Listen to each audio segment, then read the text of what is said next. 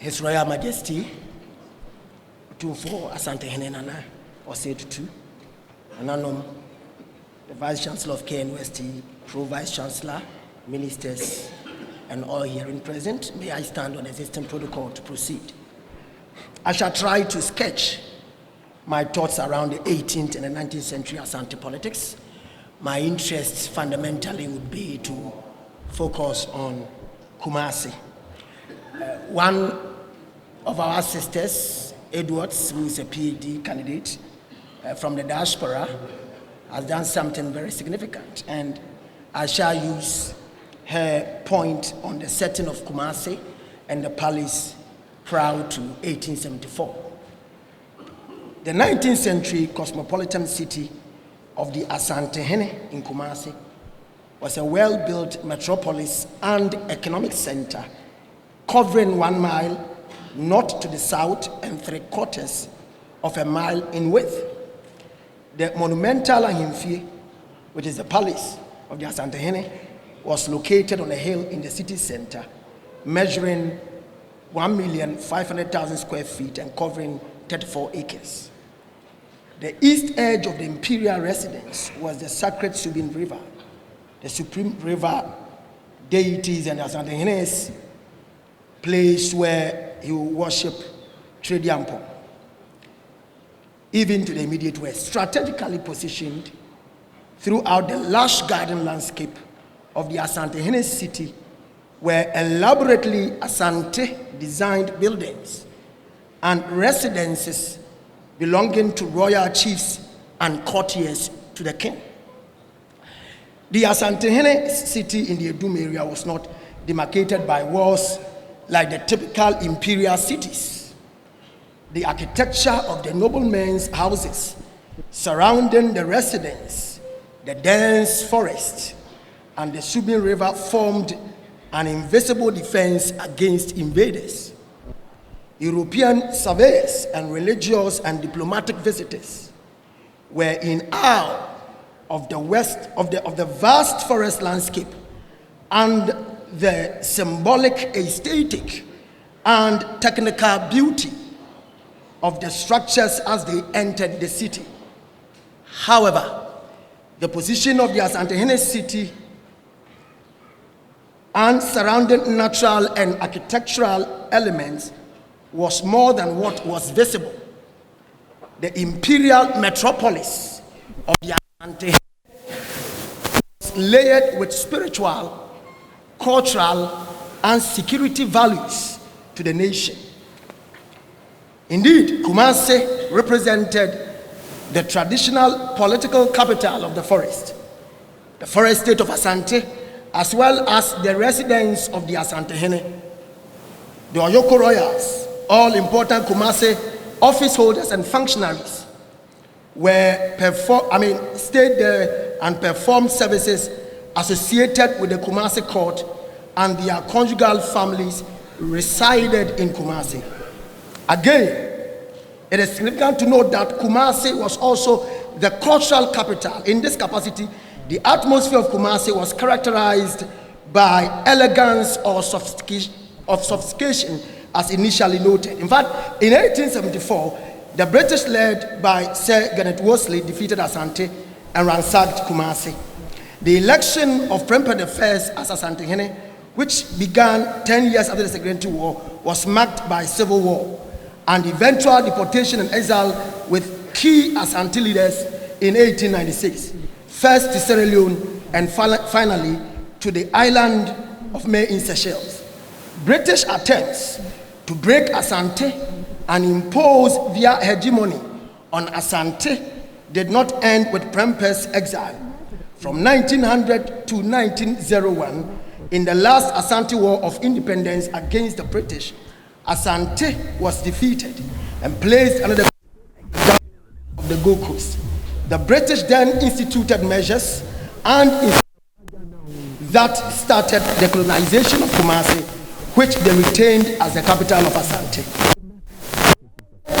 The point is, when you look at the broader community of society, even though we had the Asante, with his might and his abilities, the society was equally egalitarian, so that you had members of the community from office holders to those who held no office or position.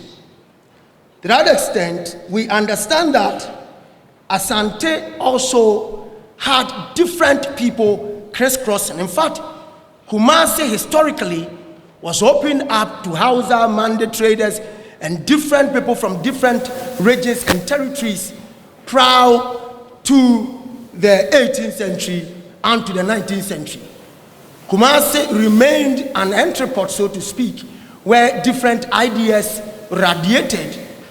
As a matter of fact, the formation and the founding of Kumasi out of Kwaman, where the Asante constitution fully formed up, gives us a very clear impression about the fact that the Asante Hene and Kwame Frimpong Anoche, or Konfo Anoche, and the eminent chiefs who resided in their specific social and political jurisdiction agreed to that constitution which brought about an Asante Union, an idea that was alien to the European, because the European assumed that the Asante Union came about only through war, and assumed that the Asante Union could be compared to that, for example, of the European kings or monarchs who might have had their territories or spheres through dint of war. As a matter of fact, this constitution, I dare say, and challenge the discussion, ran parallel to the Magna Carta. In that respect, its authority was so binding in the sacred stool, the Sikidja. That spirituality is that which was also missing in the minds of the European in many respects. Asante from Kumasi was interested in diplomacy. And so before even war, there will be diplomatic engagements, there will be discussions, there will be emissaries. And this subsisted since the time of Osei Tutu the First, Asante Hene. So the critical question, therefore, is to ask, why didn't the British annex Asante just to into other discussions? What had changed on the side of the British by 1800? I know that the chair is looking at me. I have more time. The 19th century began with, the reign of, Osei Tutu Kwame Isibe. And we understand that there were a lot of interesting dynamics in terms of diplomacy. In fact, his peaceful relations between the British is well documented. In fact, Kumasi in this period received 3 European missions, which included individuals like William Hyde Cooper in 1816. Then we have Frederick James, Thomas Edward Bowditch, William Hutchinson, and Henry Tedley in 1817. And Joseph Dupuy, Francis Collins, Benjamin Salmon, and David Mills Graves in 1820. So Kumasi was the heart of diplomacy, referred to as Asante, and the broader enclaves that it covered. So that is just one example which suffices, right? That these diplomatic missions had one goal: to negotiate for peace, to ensure that there was sometimes an uneasy truce between themselves and their neighbors, including the British. So 19th century diplomacy in Kumasi took a rather different form, nature, and approach over a period of time. It was associated with a changing political scene, especially with the growing influence of Europeans at the coast. So diplomacy, which is effectively in the modern sense, that you have representation in a territory for peace among social, economic, and political dynamics subsisted within Asante. In fact, from about the 60s onwards, Kumasi had brought, conquest, and received rent from Christiansborg Castle from the Dutch. But beyond this period, we see that the space between the 1800s, there was negotiations, and also there were ideas of war and diplomacy which subsisted. And some of these reports have been, perfectly written and documented by the good professor of erudition, McCaskey. Now, the peaceful relations between Asante and the British in the first 2 decades of the century took a different turn. What happened? Why did it take a different turn? Why would Kumasi go to war? We know about Asante interest in Dutch holding at Elmina. We also understand that the interest of the British was to ensure that Asante's control or influence, or better still hegemony, at the coastal regions will be dealt with once and for all. The question is interesting. Why 1874? Why post 1874? And why did the British not annex Asante in 1874? Now, if you look at the account of Ward and Kimberley and the others who have written extensively on that, including Professor McCaskey himself, whom I referred to, it's critical to note that it was an expeditious mission. The team with Wesley arrived in the territory referred to as the colony by January, the end of January, came as far as to Asante by 31st of January. By the 6th of January, mission accomplished. They returned through Fomena, where I come from, signed. The treaty was not signed. It was a treaty he would even leave because he would not sign. The story that I found therein has already been shared by Professor McCaskey.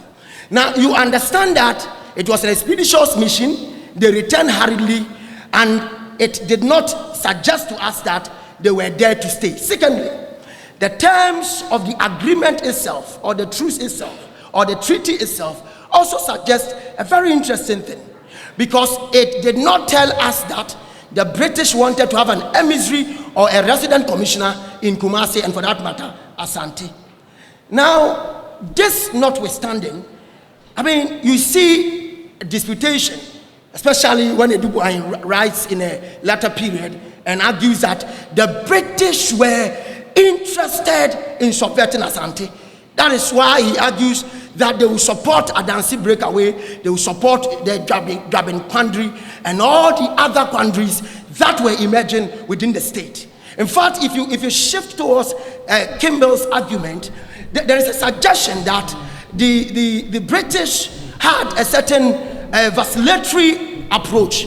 They will not get into Kumasi and make any intervention, but they will not also come to fight Asante, even if Asante was plundering itself. In many respects, it is this civil war which persisted in Asante, plus the challenging leadership of Kakari, among other things, that will lead to the depletion of Asante's resources.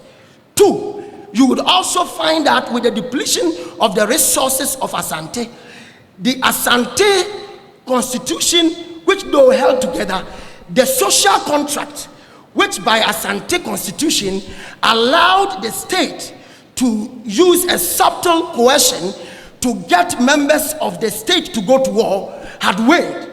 Leadership challenge with Kakari, the one who followed after him, and also an internecine war, a civil war, which had eaten into the treasury of Asante. In many respects, some have argued that is what will cause Prempeh the First to capitulate. In many respects, I agree in tutu with my professor with great erudition that through the tact of diplomacy, Prempeh the First would have to save his people from war, because post 1874 and another war just at 1896 would have been too damning and too dangerous for the health and the power of Asante, especially holding it from Kumasi. I will try to just wrap up. I have 1 minute. So what is my last take on this within 1 minute? You would appreciate that by 1900, the British had come to town again. They were successful at that because the rallying call for people to come to fight did not have that kind of zest. And that is written by McCaskey, Asante will regroup, but we see that even when Asante had been defeated, by 1905, Resident Commissioner Fuller had taken over to behave as if he was an Asante Hene. And even when the real Asante Hene had returned, he made him Kumasi Hene, a creation by the British. The intrigues by the outsiders is what Asante has sought to cure and has found a balancing act to sustain the union till now. I rest my case. Thank you.